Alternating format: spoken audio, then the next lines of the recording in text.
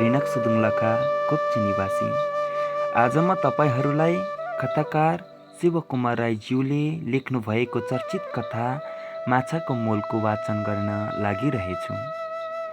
कथाकार शिवकुमार राईज्यूको जन्म सिक्किमको रिनक भन्ने ठाउँमा सन् 1919मा भएको थियो। उनी केही समय तिब्बतको गाचेङमा बिताए। त्यसपछि कलकत्ताबाट बिए पास गरे। केही साल शिवकुमार राईज्यूले राजनीतिलाई पनि समय दिए र त्यसपछि अल इन्डिया रेडियो खरसाङ शाखामा नेपाली कार्यक्रमका निर्माता बन्न पुगे। त्यसपछि उनी सिलगढीबाट प्रकाशित हिमालचुली नेपाली दैनिक समाचार पत्रका सम्पादक बने। उनको कथा, कविता, नाटक र निबन्धहरू शारदा, उदय, गोर्खा, लोकवाणी, भारत डियालो जस्ता पत्रिकाहरूमा छापिएका छन्। निम्नवर्गीय नेपाली जनताका व्यथालाई शिवकुमार राईज्यूले आफ्नो कथाहरूमा प्रस्तुत गर्न सफल बनेका छन्। विरह, व्यथा र वेदना नै उनका कथाको विशेषता रहेको पाइन्छ। उनको कथाहरूमा शुद्ध, स्पष्ट, सुन्दर भाषाको प्रयोग भएको देखिन्छ।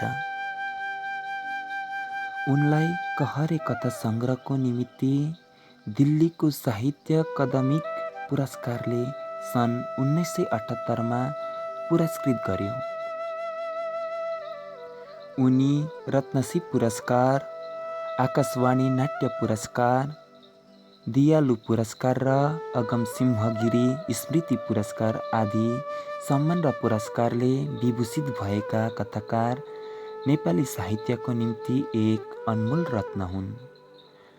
माछाको मोल कथा एउटा माझीको दुःख र वेदनाको कथा हो। उसले सपना त देख्छ, तर त्यो कहिले पुरा हुन सक्दैन। आउनुहोस् अब हामी कथातर्फ लागौँ। कथा यस प्रकार छ। दर्के पानी परेर भर्खर रहेको थियो। दक्षिणको उत्तौलो हावाले सेतिँदै गएका बादलका मसिना टुक्राहरूलाई छातछुत गरेको थियो। बादल फाटिएको, ठाउँ ठाउँमा पखालिएको निलो आकाश देखिन्थ्यो। विदेशको कतै चिन्ह थिएन। एकपटक बहुलाही भएपछि प्रकृति पनि चकमन्न थिए। खाली बादलको आँसुले पखालिएको घरे मात्र हुनहुन गरी गर्जिरहेथ्यो। त्यो पहाड खोलाको गर्जन पहाडको चुपचापभित्र पसेर प्रतिध्वनित हुन्थ्यो। छाप्रो बाहिर निस्केपछि रने माझीले आँखा भौमाथि दाहिने हात तेर्साएर आकाशतिर हेर्यो र फेरि त्यो बहुलाउँदो खोलालाई एकपटक हेर्न लाग्यो। पुड्को पुड्को ख्वाँदिलो मानिस, औधी पुरानो कालो जिनको दौरा र सुरुवाल लगाएको, तर 10 ठाउँ टाले पनि त्यस लुगालाई झुत्रो भन्नुपर्ने। धर्के कालै स्कोटमा पुरै दर्जन सेता टाँकको लहर, रङ उडिसकेको पुरानो खाडीको टोपी, पाँसुलामाथिसम्म सुरुवाल सुर्किएको रने एक छाटको देखिन्थ्यो। रनेले निहालेर एक दुईचोटि त्यो बहुलाउँदो खोलाभित्र के हेरे कुन्नी र पछिबाट हातमा एउटा सानो जाल लिएर त्यो खोलातिर लाग्यो। लेउले लिपिएका ढुङ्गामाथि बसेर यताउति हेर्न लाग्यो।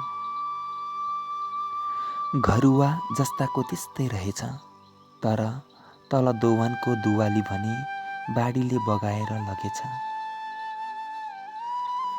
एकपटक खुइ गरी रनेले निराशको सास फेर्यो। पुड्को मानिस रने फुतफुत हम्फाल्दै निकै तलसम्म गयो। गोब्रेधुवामा पानी निकै बढेको र सेतो फिज फनफनी घुमिरहेको देखि रनेले एकपटक हातको जाल खुबै घुमाएर पानीमा झ्याम्म फ्याँक्यो। रनेका बटारिएका खँदिला पाखुराले एकछिनपछि जाललाई मुजाएर बाहिर निकाले। रोडा बालुवा झारपात सँगसँगै सोरिएर आएका 10-12 माछा बगरमा छटपटिन लागे। रनेको पेटपालन नै यस्तै थियो। रनेको बाबु पनि यस्तै जालहारी थियो। एक रात 10 वर्ष अघि नै साउनको भेलमा परेर मरेको थियो। अब त्यो स्मृति विस्मृतिको धुलोभित्र कतै होला। साधारण मानिसहरू भूतप्रेतसित डराउँछन्। रात बिरात हिँडे चुडेल सिम्मे सिन्डीका आँखा पर्छन् भन्ने यिनीहरूको विश्वास छ। तर रनेका निमित्त यी सबै विचारहरू वाहियात थिए। रने आफै नै प्रेतको आत्मा भएको मानिस थियो। भूतकै दर्जामा पुग्न आँटेको थियो। जब शिथिल संसारका मानिसहरू गहिरो निन्द्रामा पर्थे, चेतना स्वप्न प्रदेशमा घुम्न पुग्थे, चारैतिर घोर निस्तब्धता छाउँथ्यो, त्यस समयमा रहने भने अन्धकारको आडीभित्र हातमा बल्दो पुल्ठो लिएर माछाको कुरकुरभित्र हात हाल्न पुग्थ्यो। पुल्ठोको अस्थिर शिखाभित्र त्यसको घाम पानीले डढेका अनुहार विकराल देखिन्थ्यो। त्यसको विषादपूर्ण विकराल अनुहारभित्र गाडेका सेता आँखा, खोला नाला, पर्वत पर्खाल सबै चाहर्थे। सायद यस्तो जिउँदो भूत देखेर खोलाका प्रेतहरू पनि झस्काँदा होलान्। रनेले फेरि एकचोटि जाल घुमाएर त्यो हरियो दुवामा फ्याँक्यो। भेलमा परेर आत्तिएका माछाहरू जालभित्र थुनिए। डढेको उडेको अनुहारमा प्रसन्नताको रेखा दगुर्यो। त्यसका आँखा रसिला भएर आए। माछाको थुप्रो बाँसको चोयोमा उड्न लाग्यो। सानैमा आमालाई अघि लगाएको थियो। परिवर्तनशील संसारमा त्यो थियो एक्लो। त्यसले जीवन सङ्गिनीको आफ्नै कल्पना गरेको होला। सानो गृहस्थी, खोलाको किनारनेर टुकुर टुकुर हिँड्न लागेको छोरो आफू माछा मार्दै गर्दा छेउमा आएर तोतले बोलीमा भन्छ, बा म पनि माछा माल्छु नि। त्यो अलि रिसाएर भन्छ, ए गोरेकी आमा, नानी लैजा। अथवा बजारबाट माछा बेचेर हैरान भएर फर्कँदा गोरेकी आमाले मुसु मुसु हाँस्दै मरिछालेको चिया अघि सारिदिन्छे। त्यसबेला त्यो गृहस्थ जीवनको सुख अनुभव गर्छ। रने बाँसको घारोमा माछाको झुत्ता लिएर बजारतिर हिँड्यो। रनेको घुँडासम्म निथुक्क भिजेको थियो। खोलाको खट्याक खुट्टुक ढुङ्गामा ठोकिएका ठाउँमा नीलडाम बसेको थियो। खस्रिएको ठाउँबाट रगत चुहिरहेको थियो। पानीले जाडो असाध्यै जागेको भए पनि हृदयमा आशाको गर्मी त्यसले अनुभव गरिरहन्थ्यो। सधैँभन्दा आज बढ्ता नाफा निकाल्ने सुरमा थियो। चोकमा एक मान्छेले सोध्यो, ए दाई, माछा कसरी? 8 आना सेर। खोलामा लडी हिँड्ने माछाको पनि यत्रो मोल? दुःख हेरेर त यो के मोल र? रनेले निल परेको र चोट लागेको ठाउँ हेर्दै भन्यो, रनेलाई माछाको मोल यो भन्दा पनि अझै धेरै बेसी हुनुपर्ने भन्ने लागेको थियो। तर खास माछाको मोल त्यसलाई समेत थाहा थिएन। 5 बजेभित्र सबै माछा बेची तुरियो। रनेले गनेर हेर्यो, पुरै 10 रुपियाँ रहेछ। आशाले झन गहिरो जरा हान्यो। यस्तै बिक्री रहे महिनामा 105 कम्पनी त कतै नजाने। सानो कटेरो बनाएर दुलहीसम्म भित्राउन सक्ने खर्च त 2 महिनाको परिश्रमबाट नै उठ्ने। रनेको अभिलाषाले चारैपट्टि जरा हान्न लाग्यो।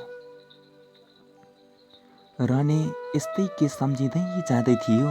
त्यसको ध्यान बाटा छेउको एउटा नयाँ पसलेले तान्यो। एउटी 25-30 वर्षकी स्वास्नी मानिस ढोकामा उभिरहेकी थिए। यौवनको प्रलयकारी शिक्षा त्यसमा नभए पनि यौवन शेषका फिका रङ अझै थियो। ए माछावाला दाजु, हाम्रो दोकानमा पनि कहिलेकाहीँ त चिया खाएर जानुहोस् न। जवान रानीले त्यो स्वास्नी मानिससित 2-4 कुरा कोट्याउने लोभले पनि त्यो खातिर उम्काउन खोज्नु ठिक मानेन। त्यसले भन्यो, किन नखानु र बाबैनी, खोइ ल्याउ न के छ। त्यस स्वास्नी मानिसले सेल, आलुको तरकारी र चिया रानीको अघितिर राखिदिएर भनी, माछा पनि दिउँ कि? रानीले थालमा हेर्यो। राता राता मसलामा भुटिएका माछा, पटपटी फुटेका, हेर्दै खौँ खौँ लाग्ने। त्यसको जिब्रो रालमा डुब्यो। त्यसले सोध्यो, कसरी? 2 आना गोटा। एउटा माछाको टुक्राको मूल? त्यो एकचोटि आत्तियो। अनुमान टुङ्गो नलाग्नाले त्यस स्वास्नी मानिसले सहजसाज भने, होइन, के भनेको? यही माछा त हो नि। होटेलमा पुग्न साथ 8 आना टुक्रा भइहाल्छ। 2 आना अनि कसरी बेसी भयो र? रानीले सम्झ्यो, ठिकै हो, माछाको मोल ज्यादै हुनुपर्ने। म साँच्चै कम्ती दाममा बेच्न लागिरहेछु। तरै पनि ती दुवै परखीले माछाको खास मोल चिन्न सकेका थिएनन्। फेरि त्यही ध्यान, खोला किनारमा सानो कटेरो अनि जीवन सङ्गिनी। रानीले अकस्मात त्यस स्वास्नी मानिसलाई एकपटक हेर्यो। हृदयको डुकडुकी एकछिन त्यसलाई सेलाए जस्तो लाग्यो अनि फेरि ठुलो आवाजले भुलुक भुलुक गर्न लाग्यो। त्यसका विचारहरू एकछिनका निमित्त विशृङ्खलता जस्ता भए। त्यसले सोध्यो, तिम्रो लोग्ने कहाँ छ नि? त्यस स्वास्नी मानिसले सहज साथ भनी, पोइलाई अघि लगाइहाले। सासु ससुराहरू छन् बजारमा। ससुरा त माया गर्छन् तर सासु छ बित्या सके। मलाई फुटेको आँखाले हेर्दिन र म छुटिएर आएकी। यो शेष वाक्यले त्यसको कचमचिएको आशा झन् रमरमिएर उठ्यो। त्यसले विचार गर्यो, बिधुवी भएर के, आखिर त ऋणी नै छे। फेरि बिधुविनी हुनाले मलाई मायै गर्ली। अब एउटा सानो कटेरो बनाउने पैसा मात्र जोगाड गर्नु पर्यो। बिदा भएर हिँड्ने बेलामा बिधुविनीले भनी, दाजु, फेरि आउँदै गर्नुहोस् है। नमरी बाँचे कालले साँचे, फेरि भेट्दै गरौँला। रानी दङ्ग पर्यो। खोला आइपुग्दा 7 बजेको थियो। आज त्यसको शरीरमा फुर्ती छ, हृदयमा उल्लास। त्यसको तरुण प्राण त्यस्तै झल्किरहेछ। फेरि साउनको त्यही अँधेरी रात, नक्षत्र आदि कुन लोकमा गएर भासिएको होलान्।